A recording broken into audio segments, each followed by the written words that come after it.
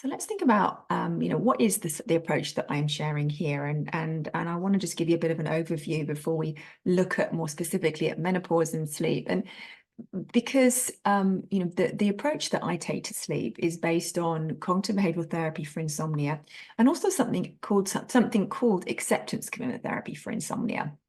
And also incorporating the British Menopause Society CBT protocols, which draw from CBTI.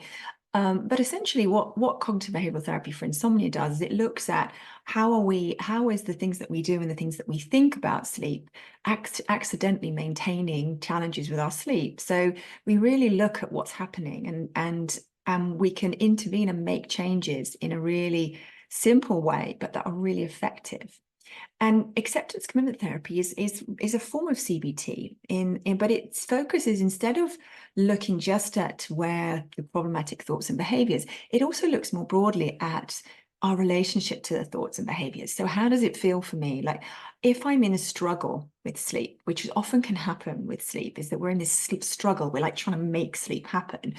Acceptance commitment therapy is a way of stepping back from that struggle and maybe being able to, in a way, kind of in a more softer, gentler way, look at how do I approach my sleep, and how does what my sleep, how does that affect who I am and the person I want to be, and how can I focus in less on my sleep and more on the person who's doing the sleeping, and actually give ourselves space to accept what's going on without giving in, but just dropping the struggle. So, and I'll be touching on that as we go through, but it's really important to have that distinction of that having both approaches essentially just means that it's like being able to bring an element of mindfulness and compassion into the more structured CBTI approach.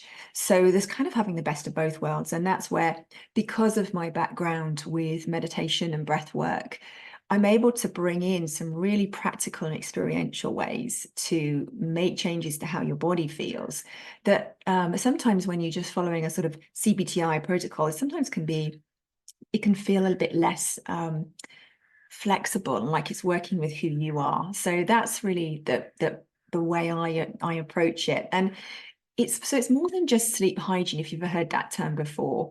And sleep hygiene is about looking at some of the things that we do around, do I drink coffee too late in the afternoon? Do I have my screen in the evenings? Can I limit how stimulating activities or big meals, or there's those things we can do. And of course those things are important. Looking at the way we set ourselves up are important, but they're not the root cause of why sleep goes wrong. So when we're just focusing on them, which can be some of the advice we get when we're kind of Googling like how to handle difficulty sleeping, it doesn't actually break the cycle of why our sleep has stayed disrupted maybe sometimes after the thing that's disrupted it has gone.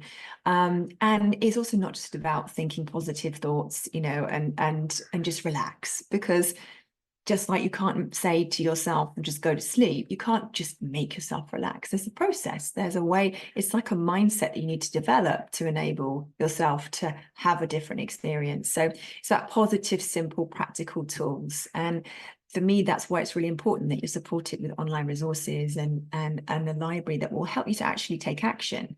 Because knowing it's one thing, knowing what you need to do is one thing, but actually having the sort of structured support to make it happen, that's where the magic happens. And when I support clients one-to-one, that's what makes the difference. But the great thing with sleep and having these kind of structured approaches to it is that you can have the same results even working without having to work one-to-one over extended periods. You can actually be given this framework. So it's really powerful.